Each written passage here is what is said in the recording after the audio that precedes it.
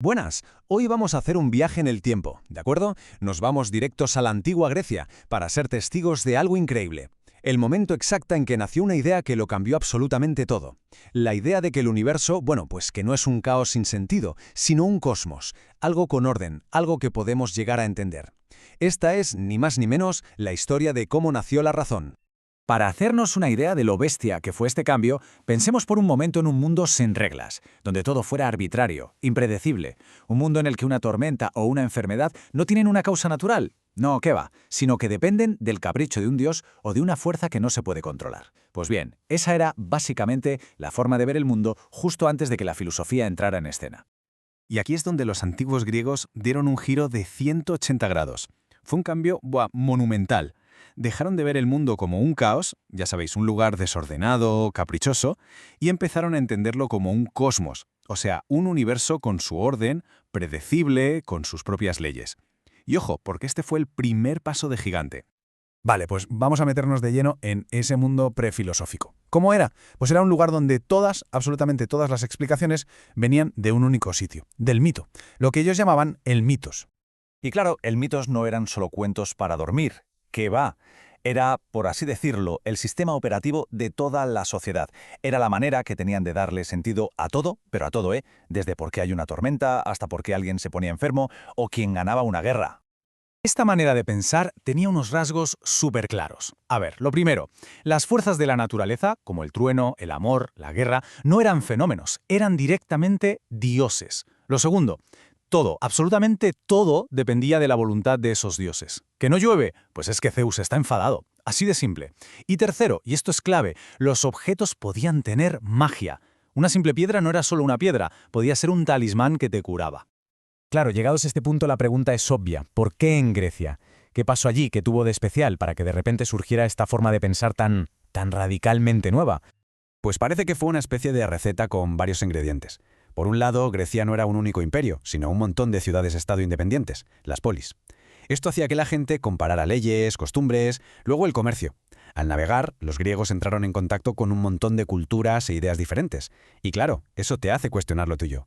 Añadamos que había una clase de ciudadanos que, por el sistema de esclavitud, tenían tiempo libre. Tiempo para pensar, para debatir, y quizá el ingrediente final, el más importante. No había una casta de sacerdotes superpoderosa con un libro sagrado que dijera «esto es así y punto». Eso dio una libertad de pensamiento que no se había visto nunca. Y con todo este cóctel, ¿qué pasó? Pues que estalló una auténtica revolución.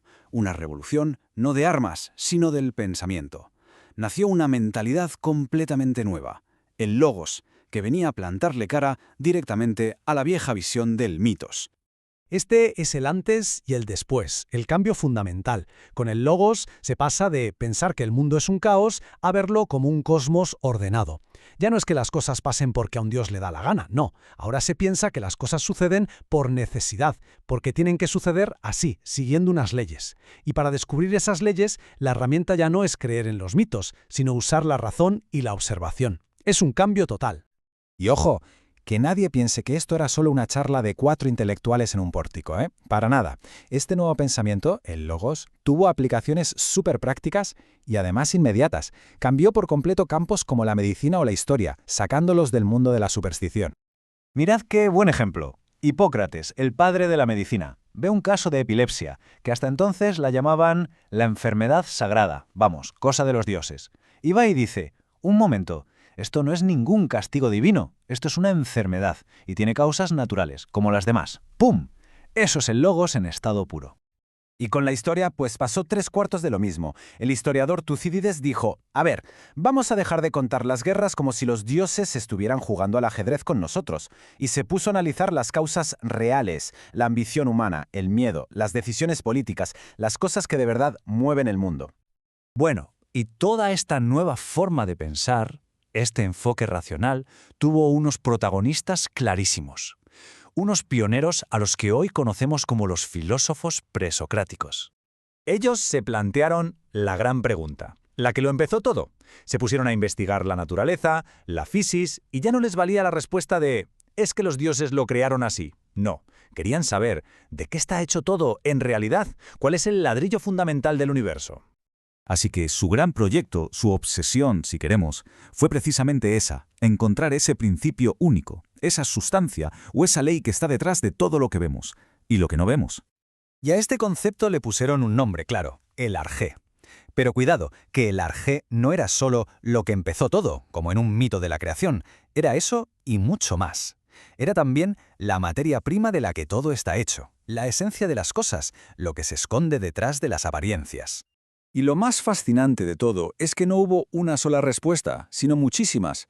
Por ejemplo, Tales de Mileto dijo, todo es agua, simple y material. Pero luego llegaron los pitagóricos y dijeron, espera, espera, el principio de todo no es algo material, es el número, o sea, que el universo tiene una estructura matemática.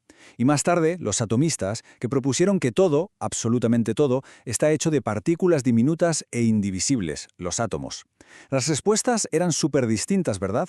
Pero lo importante es que el método era el mismo. Usar la cabeza, la razón, para entender el mundo. Ya no valía el mito. Bueno, vamos a ir cerrando ya el círculo para darnos cuenta del impacto tan brutal y duradero que tuvo esta revolución del pensamiento. A ver, si hay que quedarse con una idea, es esta. El paso del mitos al logos no fue una anécdota en un libro de historia. No, fue el momento en que se pusieron los cimientos de casi todo, de toda la ciencia y la filosofía occidental. Podríamos decir que es el ADN de nuestra forma de ver y entender el mundo hoy en día. Eso sí, es muy importante ponerle un pero a todo esto, un matiz clave. Esta revolución no fue para todo el mundo, ni mucho menos. La filosofía era cosa de una élite. Hablamos de ciudadanos, hombres con dinero, con esclavos, gente que tenía el lujo de tener tiempo libre para pensar. Las mujeres, los esclavos, la gente pobre, la inmensa mayoría, se quedó completamente al margen. Y claro, como pasa con todas las revoluciones, esta también tuvo sus enemigos. La gente no abandonó los mitos y las viejas creencias de un día para otro. ¿Qué va? Hubo mucha resistencia. A Anaxágoras lo exiliaron por atreverse a decir que el sol no era un dios, sino una roca incandescente. Y bueno, todos sabemos cómo acabó Sócrates, condenado a muerte por hacer demasiadas preguntas y cuestionar las ideas de siempre. Y todo esto al final nos lleva a una última reflexión. Porque esta batalla entre el mito y la razón no es algo que se quedara en la antigua Grecia, para nada. E incluso hoy, en plena era de la ciencia, en un mundo que se supone que es súper racional, ¿cuántas supersticiones y creencias sin fundamentos siguen ahí? Así que la pregunta, yo creo, sigue totalmente vigente. ¿Cuáles son los mitos de nuestro tiempo?